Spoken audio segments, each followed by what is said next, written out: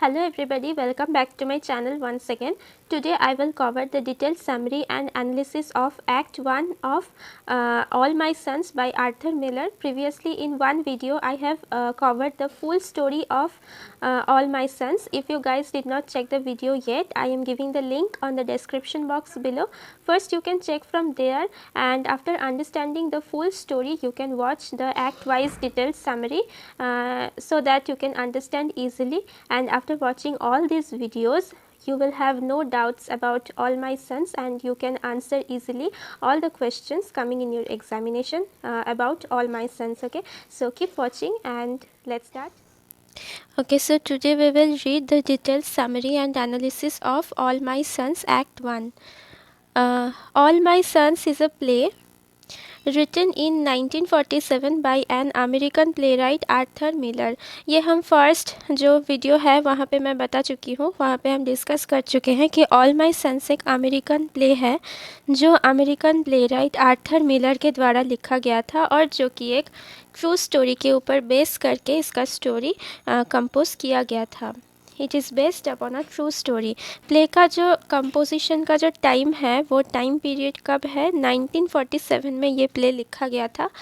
वो टाइम है second world war, post war का, पोस्ट सेकेंड वर्ल्ड वॉर का जो टाइम पीरियड है उस समय ये प्ले लिखा गया था. The play begins in the backyard of the Keller home. ये प्ले जब शुरुआत हो रहा है एक्ट 1 का, ये एक्ट 1 का जो फर्स्ट सीन है वो कहाँ पे है, केलर रेसिडेंस और केलर होम का बैकयार्ड में हो रहा है. The head of the family is जो केलर. जो केलर आपको हम सजेस्ट करेंगे कि पुराना पिछली जो स्टोरी है, पूरा एक्ट 1, 2 और 3 का एक होल स्टोरी हम जो एक वीडियो बनाए हैं वो वीडियो अच्छे तरीके से देखने के बाद और समझने के बाद ही ये वीडियो देखिए, एक्ट वाइज डिटेल्ड वीडियो देखिए ताकि आप अच्छे तरीके से समझ सकें. पिछली वीडियो में हम जो केलर के बारे में ऑलरेडी बता चुके हैं कि वो केलर फैमिली का हेड होते हैं और उसका एक मैन्युफैक्चरिंग बिजनेस होते हैं. जिस बिज़नेस के लिए वो बहुत मेहनत किए हैं, वो उस फैमिली बिज़नेस के लिए, फैमिली का मैन्युफैक्चरिंग बिजनेस के लिए वो बहुत ही कॉन्शियस होते हैं. The head of the family Joe Keller, father of 2 boys, उसका 2 सन थे, and husband of Kate Keller, उसके वाइफ के नाम थे केट केलर. केट केलर के हस्बैंड और 2 सन्स का फादर जो केलर और head of the Keller family. Joe Keller sitting outside and reading newspaper with their family friend and neighbor doctor Jim Bayliss. तो वो क्या कर रहे हैं, जो केलर फैमिली का जो हेड है जो केलर, वो न्यूज़पेपर पढ़ रहे हैं. केलर फैमिली के केलर रेसिडेंस का जो बैकयार्ड है वहाँ पे बैठ के, आउटसाइड, घर के आउटसाइड बैठ के न्यूज़पेपर पढ़ रहे हैं. किसके साथ, उसको उन लोगों का family friend and neighbour doctor Jim Bayliss के साथ. ठीक है, तो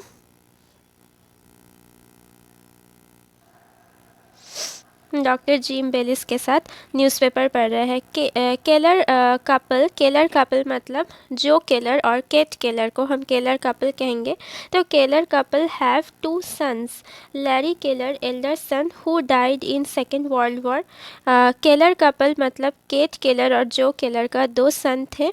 लैरी केलर उसका, उन लोगों का एल्डर सन थे जो मर चुके थे सेकेंड वर्ल्ड वॉर के दौरान, क्योंकि वो एक सोल्जर के तरह सेकेंड वर्ल्ड वॉर में गए थे.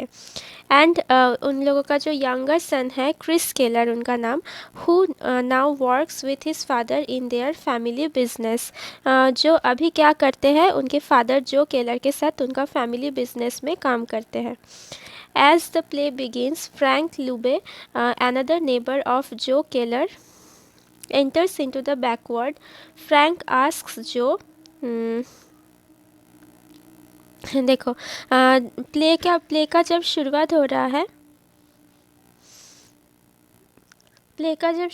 रहा है, Frank lube, another neighbour of जो केलर का मतलब केलर फैमिली का एक अनदर नेबर मतलब फर्स्ट नेबर हमने देखे हैं डॉक्टर जिम बेलिस को जो केलर के साथ बैकयार्ड में बगीचे में न्यूज़पेपर पढ़ रहे हैं। लेकिन फ्रैंक लुबे यहाँ पे और एक कैरेक्टर आ रहे हैं जो कि है जो केलर का और एक another neighbour enters into the backyard में फ्रैंक लुबे आते हैं।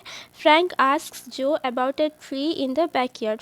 फ्रैंक बैकयार्ड में एक कोई पौधे है जिसके बारे में पूछ रहे हैं जो को। Joe reveals that the tree was planted as the memory of their dead son Larry. जो क्या कहते हैं उस पौधे के बारे में, उस ट्री के बारे में कि वो ट्री उन लोगों ने उन लोगों का जो डेड सन है लैरी, उनके मेमोरी के लिए वो पौधे को वहाँ पे प्लांट किया गया था। जो says that last night due to a storm the tree sheared in half and Frank remarks this is really touching। जो ने और भी क्या कह रहे हैं कि लास्ट नाइट प्रीवियस नाइट में एक स्टॉर्म हुआ था जिसके वजह से ये जो ट्री है, ये जो प्लांट है वो शेयर्ड मतलब है वो टूट गया है, ऊपर से हाफ होके टूट गया है। अभी हाफ वहाँ पे प्लांटेड है और हाफ स्टॉर्म के वजह से टूट गया था last night. And Frank remarks this is very touching.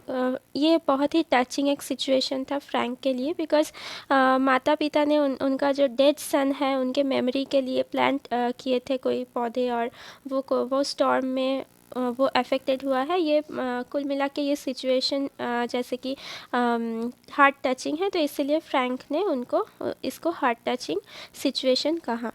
Frank reveals that he is assembling a horoscope for Larry to determine Larry's favorable days। तो फ्रैंक लुबे ने क्या करते हैं, फ्रैंक लुबे और उसका वाइफ भी है लीडिया लुबे, इन दोनों ने थोड़ा सा ज्योतिष जानते हैं, क्या कहते हैं उसको, हॉरोस्कोप मतलब उसका ही एक पार्ट होते हैं। एस्ट्रोलॉजी का एक पार्ट होता है, हॉरोस्कोप उसका ही एक टर्म होता है एस्ट्रोलॉजी का। तो फ्रैंक और उनका जो वाइफ है वो थोड़ा सा एस्ट्रोलॉजी जानते हैं। तो फ्रैंक क्या कहते हैं कि वो he is assembling a horoscope, Larry का फेवरेबल डेज को लेकर वो एक हॉरोस्कोप असेंबल कर रहे हैं। वो कोई एस्ट्रोलॉजिकल सर्वे कर रहे हैं लैरी को लेके, ऐसे कहा। Larry was missing on 25 November. Larry किस डेट से मिसिंग थे, 25 नवंबर से। 25 नवंबर लैरी फर्स्ट मिसिंग थे। फ्रैंक टेल्स जो if 25th is Larry's favorable day, this would indicate via horoscope that Larry is still alive। Frank और भी कह रहे हैं कि कंटिन्यू कर रहे हैं उनका जो बात है। फ्रैंक क्या कह रहे हैं कि अगर 25th ही लैरी का फेवरेबल डे होते हैं, क्योंकि 25 नवंबर ही वो मिसिंग हुए थे, अगर 25 ही उनका फेवरेबल डे होते हैं तो ये हॉरोस्कोप से इंडिकेट कर रहे हैं कि लैरी अभी भी ज़िंदा है। Now Jim asks whether Anne is the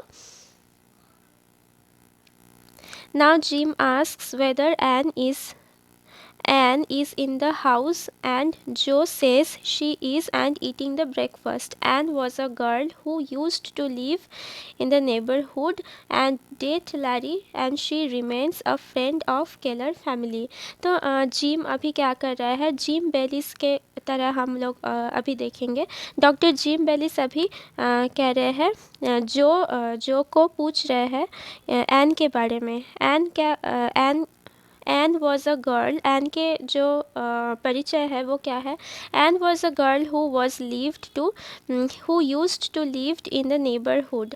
Keller family के नेबरहुड में ही नेबरहुड का एक गर्ल जो रहते थे नेबरहुड में, उसका नाम है एन मतलब any. And date Larry, she remains a friend of the Keller family। Larry का गर्लफ्रेंड थे एनी, वो लैरी को डेट करते थे और शी रिमेन्स अ फ्रेंड, अभी भी वो केलर फैमिली का एक फ्रेंड रह गए। After that, Jim's wife Sue Bellis comes to the backyard saying there is a phone call of a patient for Jim, and also Frank's wife Lydia Lube comes to the backyard and tells Frank that the toaster is broken. अभी यहाँ पे किसका entry हो रहा है, दो characters का entry हो रहा है। एक है जिम्स वाइफ स्यू बेलिस, डॉक्टर जिम बेलिस का वाइफ स्यू बेलिस का एंट्री हो रहा है, और दूसरे किसका एंट्री हो रहा है, फ्रैंक लुबे का वाइफ लिडिया लुबे। इन दोनों लेडी का यहाँ पे एंट्री हो रहा है। After that Jim's wife, Jim Bayliss का वाइफ का नाम है स्यू बेलिस। तो स्यू बेलिस वहाँ पे आते हैं, बैकयार्ड में आते हैं, केलर फैमिली के केलर रेसिडेंस का बैकयार्ड में आके उसका हस्बैंड जिम को कहते हैं कि तुम्हारे लिए एक फ़ोन कॉल है जो कि एक पेशेंट ने किए है।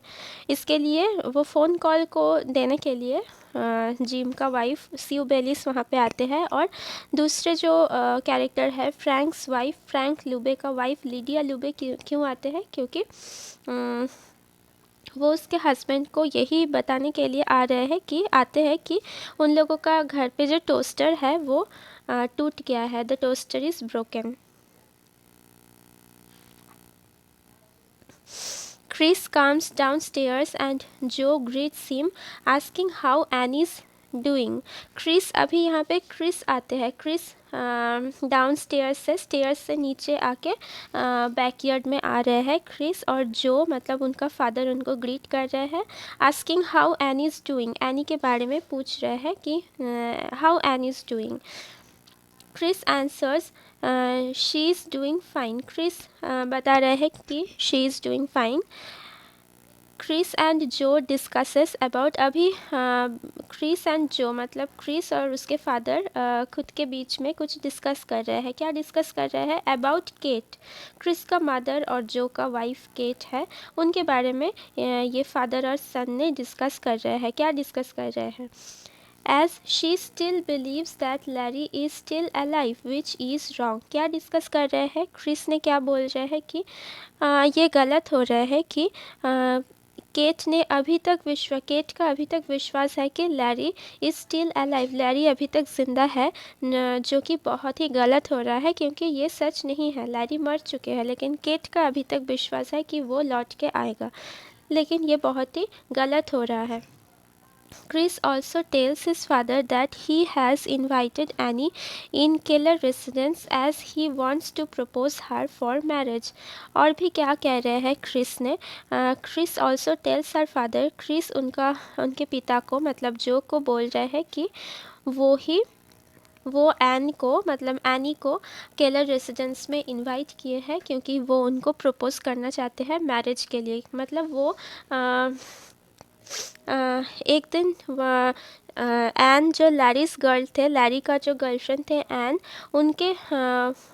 उनको अभी क्रिस ने मतलब लैरी का भाई ने शादी करना चाहते हैं, तो उसको मैरिज के लिए प्रपोज करने के लिए केलर रेसिडेंस में बुलाए हैं।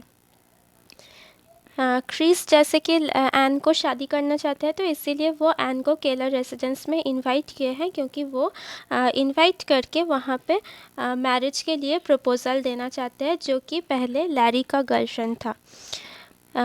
Even though Kate will not approve this marriage, since it will mean that symbolically that Larry is truly dead and the whole Keller family except Kate have moved on from Larry's death. इसका मतलब है, देखो ये जो marriage है Chris और any का जो मैरिज है, इस शादी में केट कभी इस शादी को अप्रूव नहीं करेंगे, केट कभी परमिशन नहीं देंगे क्योंकि केट के लिए लैरी अभी तक ज़िंदा है। तो लैरी का गर्लफ्रेंड के साथ उनका जो अनदर सन है क्रिस का शादी के लिए क्यों केट अप्रूव करेंगे, क्योंकि केट के लिए लैरी अभी तक ज़िंदा थे। बाकी सब के लिए तो मर चुके थे लेकिन केट के लिए अभी तक ज़िंदा थे, तो इसीलिए वो इस शादी को अप्रूव नहीं करना चाहते थे। लेकिन ये जो शादी है इससे सिंबॉलिकली यही मीनिंग होते हैं कि लैरी सच में मर चुके हैं और द होल केलर फैमिली, पूरे केलर फैमिली एक्सेप्ट केट के बिना पूरे केलर फैमिली लैरी का जो डेथ है उससे मूव ऑन कर चुके थे। एनी भी लैरी के डेथ से मूव ऑन कर चुके थे। Joe is nervous about how this news will affect Kate. तो क्रिस और एन का जो शादी के बारे में क्रिस उनके फादर जो को बताया, जो बहुत ही नर्वस हो गया कि ये न्यूज़ पता चलने के बाद केट को कैसे ये न्यूज़ अफेक्ट करेंगे। Initially, Joe was a little worried about this marriage, but Chris was determined to marry Anne. Initially मतलब initially जो भी बहुत ही worried थे इस marriage के लिए, क्रिस और एन का शादी के लिए बहुत ही वॉरिड थे, मतलब वो भी नहीं चाहते थे इनिशियली इस शादी होने के लिए, लेकिन क्रिस बहुत ही डिटरमाइंड थे एनी को शादी करने के लिए, एन को शादी करने के लिए. Joe asks if Ann feels the same way about Chris. Joe ने क्रिस को पूछ रहे हैं कि तुमको पता है कि एन भी तुम्हारे लिए सच में वैसा ही फील करते हैं जो तुम एन के लिए करते हो, मतलब एन भी क्या तुमको शादी करना चाहते हैं तुम्हारे तरह. Chris says that he hasn't yet talked openly about this, but her letters indicate that she will accept the proposal. तो क्रिस इसके आंसर में बता रहे हैं कि नहीं, अभी तक ओपनली हम इसके विषय में बात नहीं किए हैं, लेकिन उसका जो लेटर्स है, उसका जो वर्ड्स है, उनसे इंडिकेट होता है, उनसे क्रिस को लगते हैं कि एन डेफिनेटली उसका प्रपोज़ल को एक्सेप्ट करेंगे. Eight the high point of their argument. तो इस वजह से मतलब शादी क्रिस और एन के शादी के वजह से जो आर्ग्यूमेंट हो रहा है फादर और सन के बीच में, क्रिस और उनके फादर जो के बीच में, at the high point of their argument के हाई पॉइंट में Chris threatens to go to New York city where Ann currently lives and start a new married life with her. Chris उनके father Joe को threat कर रहे हैं क्योंकि जो initially नहीं मान रहे थे इस शादी को, इसलिए क्रिस उनके फादर को थ्रेट कर रहे हैं कि वो फैमिली को छोड़ के न्यूयॉर्क सिटी में चले जाएंगे जहाँ पे एन अभी रहते हैं, और वहाँ पे जाके वो एन के साथ शादी करके एक न्यू मैरिड लाइफ स्टार्ट करेंगे उसके साथ. Joe is shocked that Chris would give up the family business about which he is so conscious. तो हम पहले ही बता चुके हैं कि जो का और उसका फैमिली का एक फैमिली बिजनेस है, मैन्युफैक्चरिंग का बिजनेस है, जो जिसके लिए वो बहुत ही कॉन्शियस है, क्योंकि जो बहुत ही मेहनत करके वो बिज़नेस को खड़ा किया है, और उस बिज़नेस में अभी क्रिस काम कर रहे हैं फैमिली बिजनेस में. तो जो के बाद तो उनका बेटा ही काम करेगा, उनका बेटे को ही उस फैमिली बिजनेस का रिस्पॉन्सिबिलिटी लेना होगा. लेकिन जो इस बात को सुन के, मतलब क्रिस जो थ्रेट करके जो बात कहा जो को कि वो एन के साथ शादी करने के लिए न्यूयॉर्क चले जाएंगे फैमिली को छोड़ के, इस बात को सुन के जो बहुत ही शॉक्ड हुआ और उनको डर लगा कि अगर वो नहीं मानते हैं ये शादी, क्रिस और एन का शादी, तो हो सकता है क्रिस फैमिली को परमानेंटली फैमिली को छोड़ के फैमिली के साथ सब कनेक्शन छोड़ देंगे और फैमिली बिजनेस का काम भी वो छोड़ देंगे. और फैमिली बिजनेस का काम अगर वो छोड़ देते हैं तो फैमिली बिजनेस का ऑब्वियसली वो इफ़ेक्ट होगा. लेकिन फैमिली बिजनेस के लिए जो बहुत ही कॉन्शियस थे, तो किसी भी तरीके से क्रिस को उनको नहीं जाने देना होगा, मतलब family, for the sake of the family business only.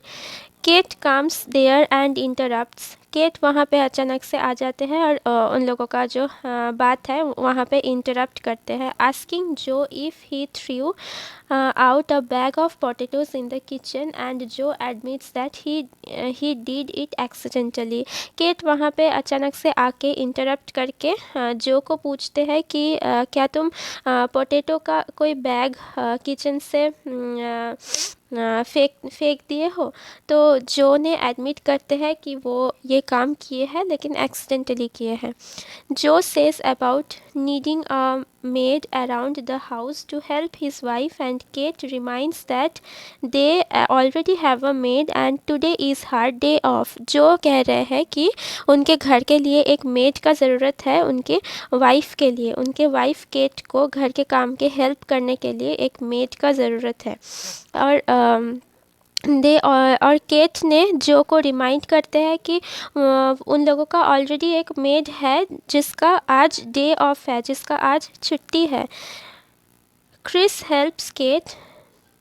Helps Kate peel green beans for dinner. Chris Kate को घर के काम में हेल्प कर रहा है, किसके लिए, फॉर डिनर के लिए, डिनर रेडी करने के लिए वो ग्रीन बीन्स को छीलने के लिए क्रिस उनके माँ केट को हेल्प कर रहा है and reveals about his invitation to Ann to their house hoping she will be happy to have Annie. वो और भी क्रिस अभी ये काम करते करते केट के साथ ये काम करते करते धीरे धीरे रिवील कर रहे हैं कि वो एन को इस केलर रेसिडेंस में इनवाइट किए हैं, क्योंकि क्रिस ऐसा ही होप कर रहे थे कि ये बताने के बाद एनी को देख के वो खुश हो गए, मतलब एनी यहाँ पे आ रहे हैं ये जान के केट हो सकता है खुश हो गए। But Kate seems confused. Kate तो हैप्पी नहीं हुआ लेकिन वो कन्फ्यूज्ड दिख रहा कि उसको समझ में नहीं आ रहा था कि एनी क्यों केलर होम में आएंगे, केलर होम क्यों एनी विजिट करेंगे अचानक से। तो केट सिम्स कन्फ्यूज्ड। केट ये बात सुन के बहुत कन्फ्यूज्ड हो गया and she cannot understand why Annie is visiting Keller home. Kate बहुत सरप्राइज्ड हो गया और केट बता रहे हैं कि केट को समझ में नहीं आ रहा था कि क्यों एनी अचानक से केलर रेसिडेंस में आएंगे। Chris becomes upset with his mother. Chris hope किए थे, क्रिस आशा किए थे कि ये खबर सुनने के बाद उनके माँ केट ने बहुत हैप्पी होंगे, लेकिन केट को इस न्यूज़ पे कोई इंटरेस्ट नहीं था बल्कि वो सरप्राइज्ड हो गया कि क्यों आएंगे वो। तो इस बिहेवियर के वजह से क्रिस बहुत ही अपसेट हो गया उनके मदर के बिहेवियर से, as she was not excited for Annie's presence. Annie आ रहे हैं इस वजह से, इस न्यूज़ के वजह से केट का कोई एक्साइटमेंट तो नहीं था। And instead she tells Chris about her dream of previous night. उसका कोई एक्साइटमेंट तो नहीं था एन आ रहा है इस खबर से, उसका कोई एक्साइटमेंट तो नहीं था, बल्कि वो क्रिस को उसका लास्ट नाइट वो क्या सपना देखे थे उसके बारे में क्रिस को बताना शुरू करते हैं।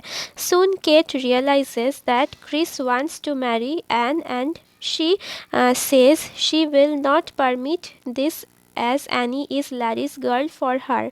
लेकिन केट धीरे धीरे केट को एक साथ रहते रहते पता चलते हैं कि केट रियलाइज़ करते हैं कि क्रिस एन से शादी करना चाहते हैं, और केट स्ट्रेट फॉरवर्डली बता देते हैं कि वो इस शादी में कभी परमिशन नहीं देंगे, क्योंकि एनी तो लैरी का गर्लफ्रेंड है, क्यों क्रिस से वो शादी करेंगे। Kate also reminds Joe of the other Americans presumed to lost in the war who have returned home, but Joe tries to make her understand that there is no chance for Larry to return back. तो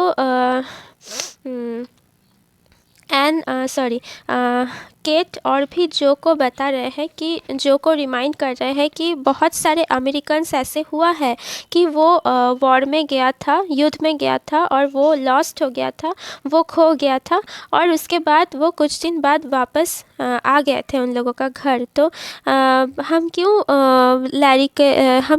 पकड़ रहे हैं कि Larry का death हो चुका है, मतलब केट अभी भी लैरी का जो डेथ है उससे ओवरकम नहीं किया गया था केट के द्वारा, और केट को अभी भी विश्वास थे कि लैरी लौट के वापस आएंगे उस अमेरिकन्स के तरह जो वॉर में खो गया था, और उसके बाद वो कुछ दिन बाद वो घर पे वापस चले आए थे।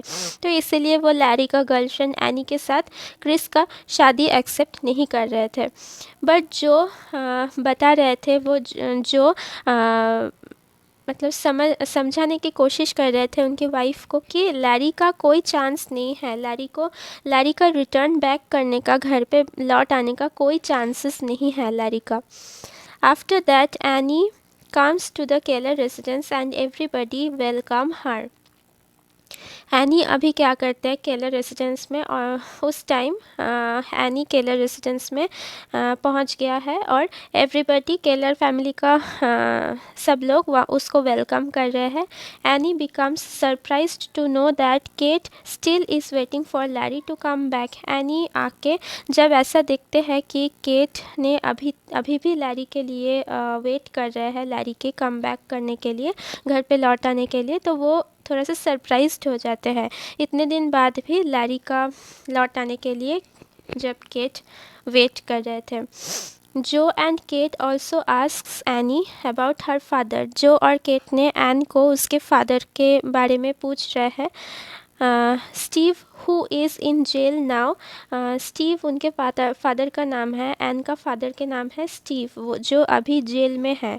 किसके लिए जेल में है? For approving a defective part in second world war. उनका जो मैन्युफैक्चरिंग बिजनेस है, केलर फैमिली का जो मैन्युफैक्चरिंग बिजनेस है, वो पार्ट्स को, इंजन पार्ट्स को, मतलब जो एरोप्लेन्स वॉर में जो एरोप्लेन्स यूज़ होते हैं उनका जो इंजन पार्ट्स है वो मैन्युफैक्चर करने का बिजनेस था उन लोगों का, केलर फैमिली का। तो उस बिजनेस में स्टीव, मतलब एन का फादर स्टीव वहाँ पे काम करते थे। मतलब जो और स्टीव का पार्टनरशिप में बिजनेस था।